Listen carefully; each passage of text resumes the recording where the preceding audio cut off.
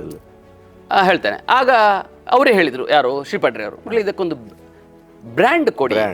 ಹೀಗೆ ಸುಮ್ಮನೆ ಹೀಗೆ ಯಾವುದು ನಿಮ್ಮಿಂದ ನಿಟ್ಟೂರು ಅಲ್ಲ, ನಿಟ್ಟೂರು ಸ್ವರ್ಣ, ಅದನ್ನು ಇಟ್ಕೊಂಡೆ, ನಿಟ್ಟೂರು ಸ್ವರ್ಣ ಹೇಳಿ ಸ್ವರ್ಣೋತ್ಸವ ಆಯಿತು. ನಿಟ್ಟೂರು ಸ್ವರ್ಣ ಅಂತ ಬ್ರ್ಯಾಂಡ್ ಮಾಡಿದೆವು. ಸುಮಾರು ನೀವು ಹೇಳಿದ ಇದಕ್ಕೆ ಸುಮಾರು ನನ್ನ ಲೆಕ್ಕದಲ್ಲಿ ಒಂದು 24 ಟನ್ ಅಕ್ಕಿ ಆಯಿತು. ಟನ್ ಅಕ್ಕಿ ಅಂತೂ ಅದು ಒಂದು ಅತ್ಯಂತ ಯಶಸ್ವಿಯಾದಂತಹ ಯೋಜನೆ. ನಾನು ಹೇಳಿದಾಗ ಆ ಬಂದ 3 ಲಕ್ಷ ರೂಪಾಯಿ ಉಳಿಕೆ ನಮಗೆ. ಬಂದ ಹಣವನ್ನೆಲ್ಲ ಯಾರೆಲ್ಲ ನಮ್ಮ ಓಲ್ಡ್ ಸ್ಟೂಡೆಂಟ್ಸ್ ಅದಕ್ಕೆ ವಿನಿಯೋಗಿಸಿದ್ದಾರೆ ಅವರೆಲ್ಲರಿಗೂ ವಾಪಸ್ ಕೊಟ್ಟಿದ್ದಾನೆ. 1 ರೂಪಾಯಿ ಅವರ ಕೈಯಿಂದ ಬೀಳದಾಗ ಅವರ ಶ್ರಮ ಸಮಯವನ್ನು ವಿನಿಯೋಗಿಸಿದ್ದೇನೆ. ಆರ್ಥಿಕವಾಗಿ ಯಾರ ಹತ್ರವೂ 1 ರೂಪಾಯಿ ತಗೊಳ್ಳದೆ ಅತ್ಯಂತ ಯಶಸ್ವಿಯಾದಂಥ, ಬಹುಶಃ ಇದಕ್ಕಿಂತ ಖುಷಿ ನಿವೃತ್ತಿ ಮತ್ತೊಬ್ಬರಿಗೆ ಇರಲಿಕ್ಕಿಲ್ಲ. ಒಂದು ಧನ್ಯತೆಯ ನನಗೆ ಅನ್ನಿಸಿ. ಇಲ್ಲಿ ಕೃಷ್ಣ ಮಠಕ್ಕೆ ಬರ್ತಾರೆ, ಎಲ್ಲಿ ಬಾಗಲಕೋಟೆ ಅವರು, ಅವರಿಗೆ ಮಲಗಲಿಕ್ಕೆ ಜಾಗ ಇಲ್ಲ, ತಿಂಡಿ ಇಲ್ಲ, ಸ್ನಾನಕ್ಕೆ ವ್ಯವಸ್ಥೆ ಇಲ್ಲ, ಎಕ್ಸ್ಕರ್ಷನ್ ಅಂತ ಕರ್ಕೊಂಡು ಬರ್ತಾ ಇದ್ದಾರೆ. ಅವರು ಗದ್ದೆ ಕರ್ಕೊಂಡು ಹೋಗ್ಲಿ ಒಂದು ದಿವಸ ಮಕ್ಕಳನ್ನು, ಗದ್ದೆ ತೋರಿಸಿ ಆ ಊರಿನದ್ದು ಹೇಗೆ ಬೇಸಾಯ ಮಾಡ್ತಾರೆ ಹೇಳಿ. ಅದೆಲ್ಲ ದೊಡ್ಡ ಎಜುಕೇಷನ್, ಎಕ್ಸ್ಕರ್ಷನ್. ನಾನು ಹೇಳಿದೆಲ್ಲ, ಮಕ್ಕಳು ಸೆಂಡ್ ಆಫ್ ದಿವಸ ಆಡುವ ಮಾತು ಕೇಳಿ ನಾನು ಬೆರಗಾಗ್ತಾ ಇದ್ದೆ, ಅಷ್ಟು ಖುಷಿ ಪಡ್ತಾ ಇದ್ರು. ಇದು ನಮ್ಮ ವ್ಯವಸ್ಥೆಗೆ ಅರ್ಥ ಆಗ್ತಾ ಇಲ್ಲ. ತುಂಬ ಬೇಸರದ ವಿಷಯ. ಅದರ ನಮ್ಮ ವಾಯ್ಸಿಗೆ ಬೆಲೆ ಇಲ್ಲ ಬಿಡಿ. ಅದು ನಮ್ಮ ಮಿತಿಯಲ್ಲಿ ಏನು ಮಾಡಲಿಕ್ಕೆ ಸಾಧ್ಯ ಉಂಟು ಅದನ್ನು ಮಾಡಿ ನಾನು ತೋರಿಸಿದ್ದೇನೆ. ಅದೊಂದು ಒಳ್ಳೆಯ ಅಧ್ಯಾಯದ ಪುಟ.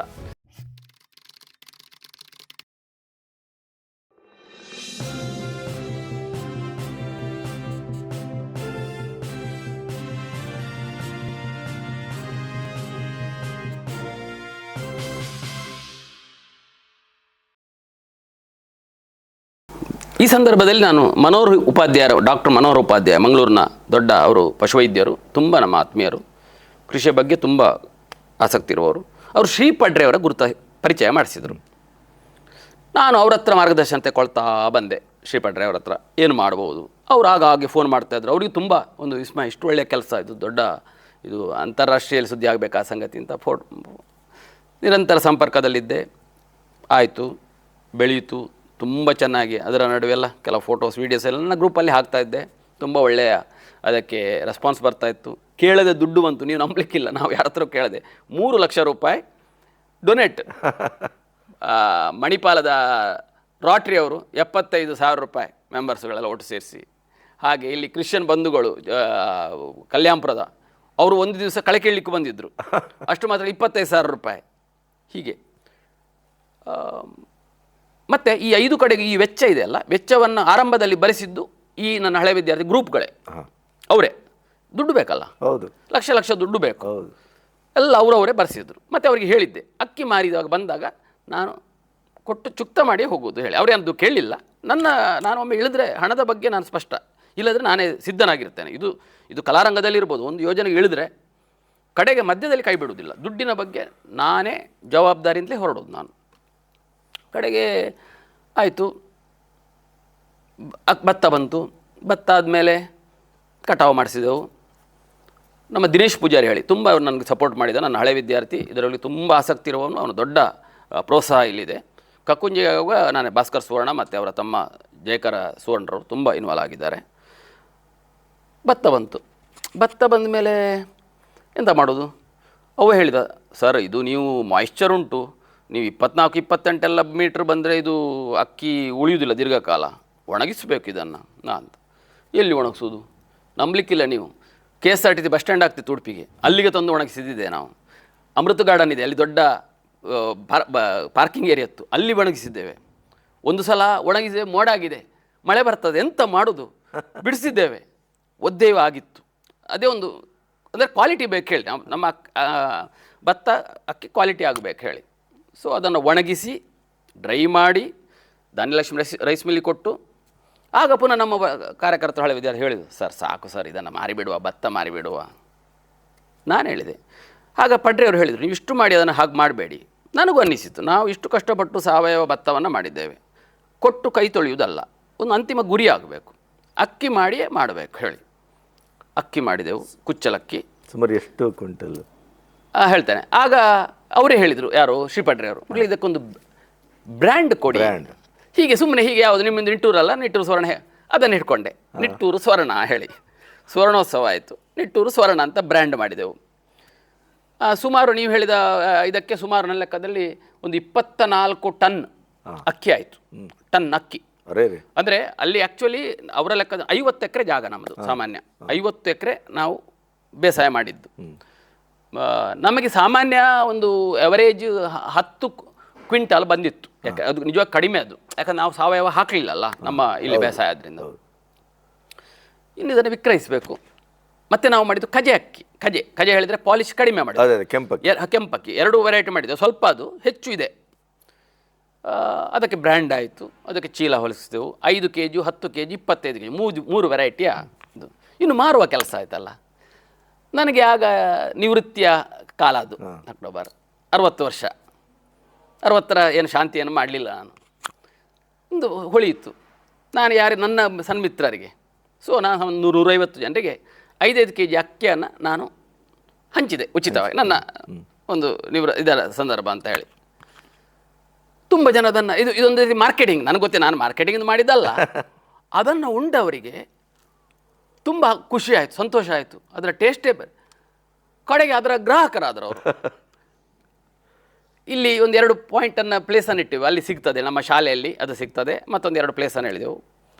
ಆಮೇಲೆ ಬೆಂಗಳೂರಿಗೆ ಮಂಟಪರು ಪ್ರಭಾಕರ ಉಪಾಧ್ಯಾಯರ ಐಸ್ ಕ್ರೀಮ್ ಅಲ್ಲಿಟ್ಟೆವು. ಅಲ್ಲಿಯೂ ನನ್ನ ಕೆಲವು ಡೋನರ್ಸಿಗೆಲ್ಲ ಕೊಟ್ಟೆ ನಾನು 5 kg. ಅಲ್ಲಿಯೂ ಒಂದಷ್ಟು ಗ್ರಾಹಕರು ಸಿಕ್ಕಿದ್ರು. ಅವರಲ್ಲಿ ಅದನ್ನು 1 kgಗೆ 50 ರೂಪಾಯಿ, 5 kgಗೆ 250 ರೂಪಾಯಿ.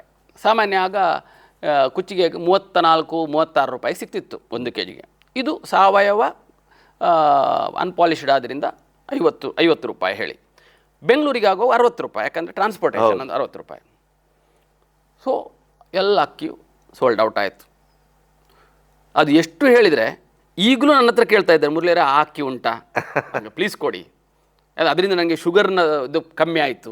ಅವರವರ ಬೇರೆ ಬೇರೆ ಅದಕ್ಕೆ ತುಂಬ ಆ ರೀತಿಯ ವೈದ್ಯಕೀಯ ನಾರ್ಮ್ಸ್ ತುಂಬ ಜನ ಹೇಳಿದ್ದಾರೆ. ಅದಿರಲಿ, ಅಂತೂ ಅದು ಒಂದು ಅತ್ಯಂತ ಯಶಸ್ವಿಯಾದಂಥ ಯೋಜನೆ. ನಾನು ಹೇಳಿದಾಗ ಆ ಬಂದ 3 ಲಕ್ಷ ರೂಪಾಯಿ ಉಳಿಕೆ ನಮಗೆ.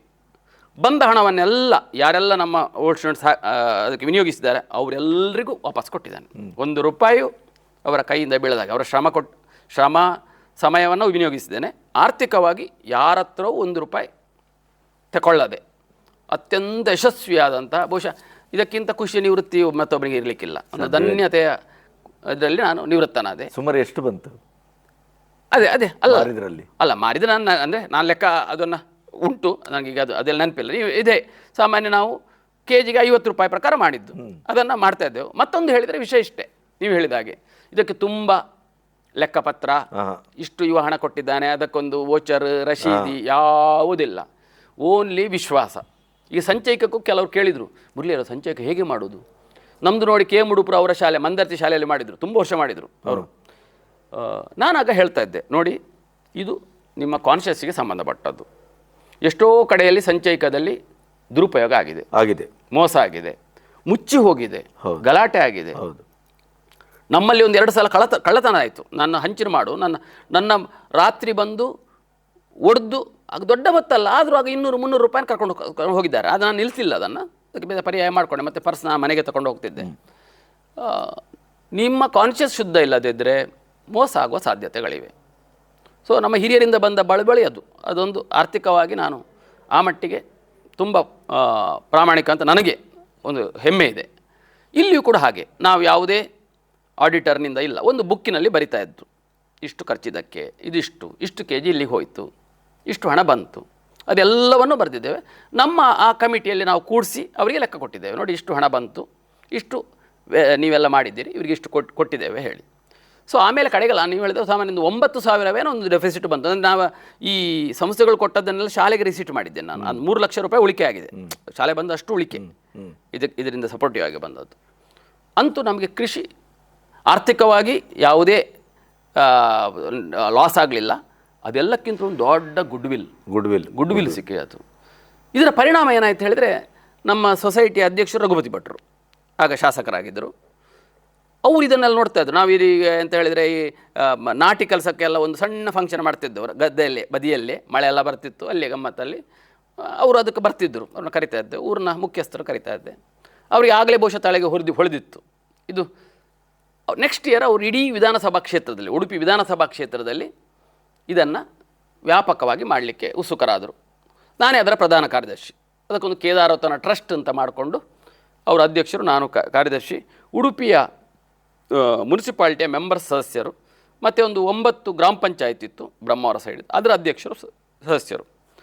ಅದು ನನಗೆ ತುಂಬ ಓಡಾಟ ಆಯಿತು. ನಾನು ಎಲ್ಲ ಕಡೆಗೂ ಸಾಮಾನ್ಯ 1,000 ಎಕರೆ ಗದ್ದೆಯಲ್ಲಿ ನಾವು ಹಡಿಲು ಭೂಮಿ ಮಾಡಿದೆವು. ಅದಕ್ಕೆ ಲೀಡರ್ಶಿಪ್ ರಘುಪತಿ ಭಟ್ರದ್ದೇ, ಅದರ ಆರ್ಥಿಕ ವ್ಯವಹಾರ ಎಲ್ಲ ಅವರದ್ದೇ.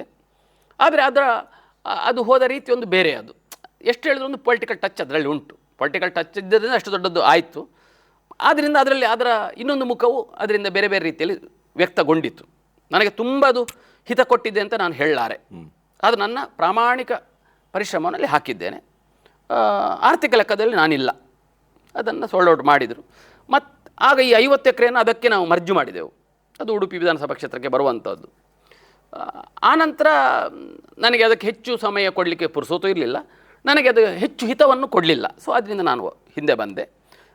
ಈಗಲೂ ಕೆಲವರು ಮಾಡ್ತಾ ಇದ್ದಾರೆ, ಅದೀಗಂತೂ ಟ್ರಸ್ಟ್ ಮಾಡ್ತಾ ಇಲ್ಲ, ಈಗ ಅವರು MLA ಅಲ್ಲ. ಕೆಲವರು ಅದನ್ನು ಮುಂದುವರಿಸ್ತಾ ಇದ್ದಾರೆ. ಯಾವುದು ಹಡಿಲು ಭೂಮಿಯನ್ನು ಬೇಸಾಯ ಮಾಡ್ತಾ ಇದ್ದಾರೆ. ಕೆಲವು ಕಡೆಯಲ್ಲಿ ಕಡೆಕಾರಲ್ಲಿ ಆಗ್ತಾ ಉಂಟು, ಇತ್ಲಾಗೆ ಕೆಲವು ಕಡೆಯಲ್ಲಿ ಬ್ರಹ್ಮಾವರ ಸೈಡಲ್ಲಿ ಆಗ್ತಾ ಉಂಟು. ಸೊ ಮುಂದುವರಿಲಿಲ್ಲ. ನಿಜಕ್ಕೂ ನಾನೊಂದು 50 ಎಕರೆ ಅದು ಉಳಿಸ್ಕೊಳ್ಬೇಕಿತ್ತು ಅಂತ ನನಗೆ ಈಗಲೂ ಅನ್ನಿಸ್ತಾ ಇದೆ ನನಗೆ. ಯಾಕಂದರೆ ಈಗಲೂ ಕೂಡ ನನ್ನ ಹತ್ರ ಕೇಳ್ತಾ ಇದ್ದಾರೆ, ಮುರಳೀರ ಆ ಅಕ್ಕಿಯಲ್ಲಿ ಸಿಗ್ತದೆ ಹೇಳಿ.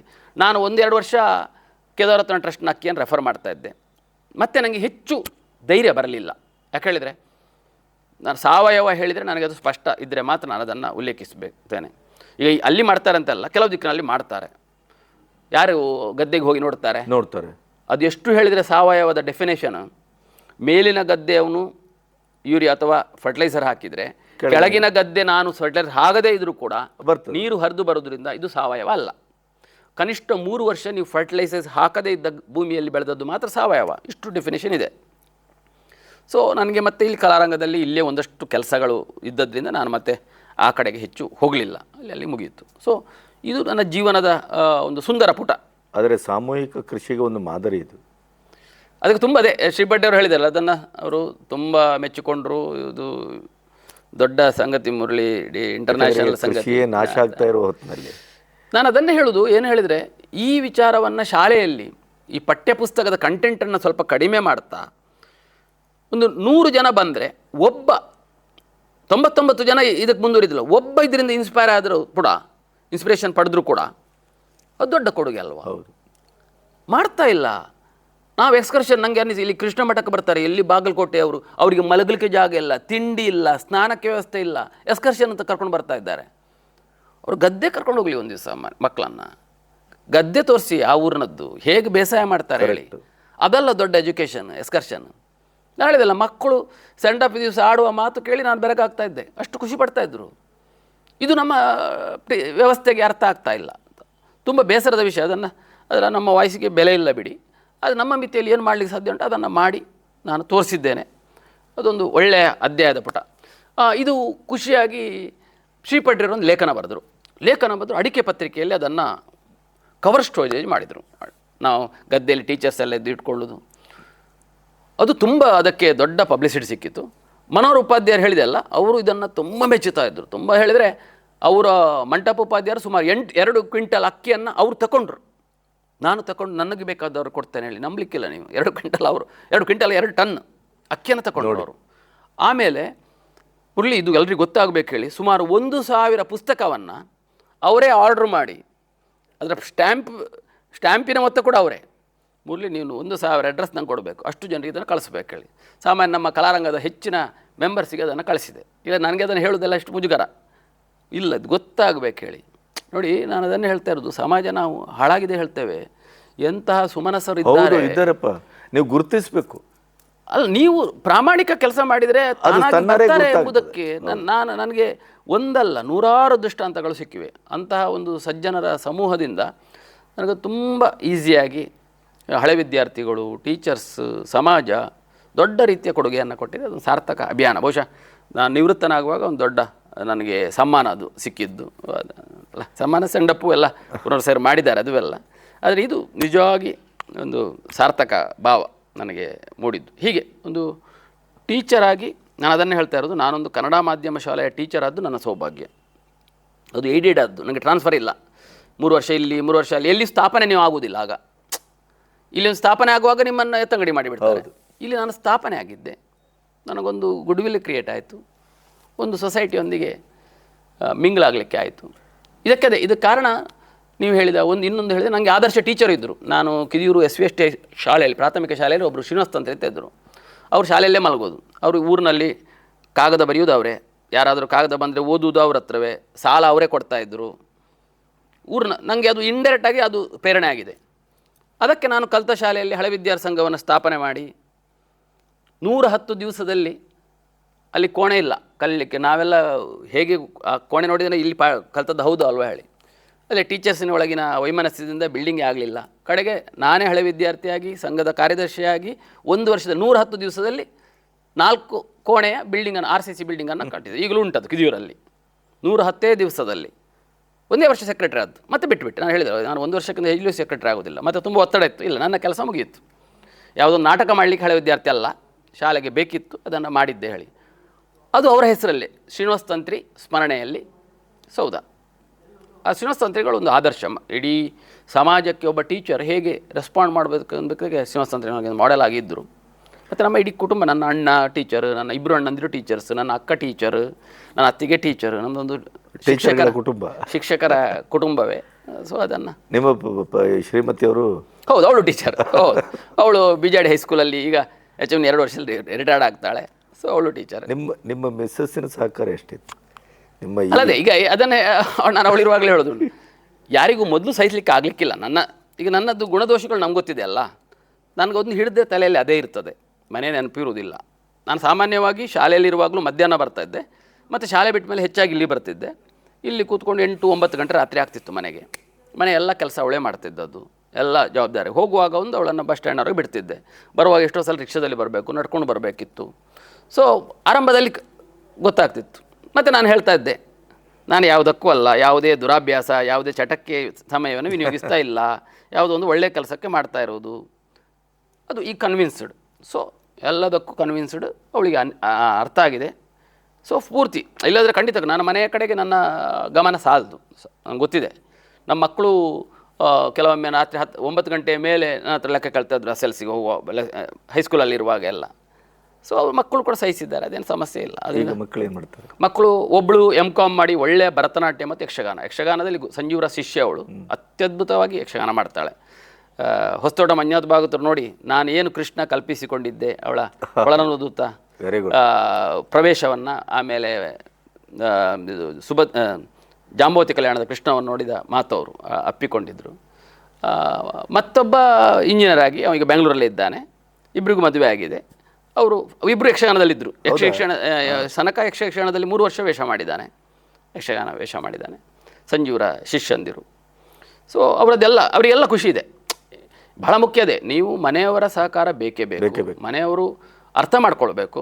ಒಮ್ಮೆಲೆ ಅರ್ಥ ಆಗ್ತದಂತೆ ಇಲ್ಲ, ನೀವು ಪ್ರಾಮಾಣಿಕರಾಗಿದ್ದರೆ ಸತ್ಯ ದೀರ್ಘಕಾಲ ಉಳಿತದೆ. ಅದು ಕೋಆಪ್ರೇಷನ್ ಇದೆ ಎಲ್ಲರದ್ದು, ಇಡೀ ಕುಟುಂಬದ ಸಹಕಾರ ಇದೆ. Thank you sir. ಧನ್ಯವಾದಗಳು. Thank you.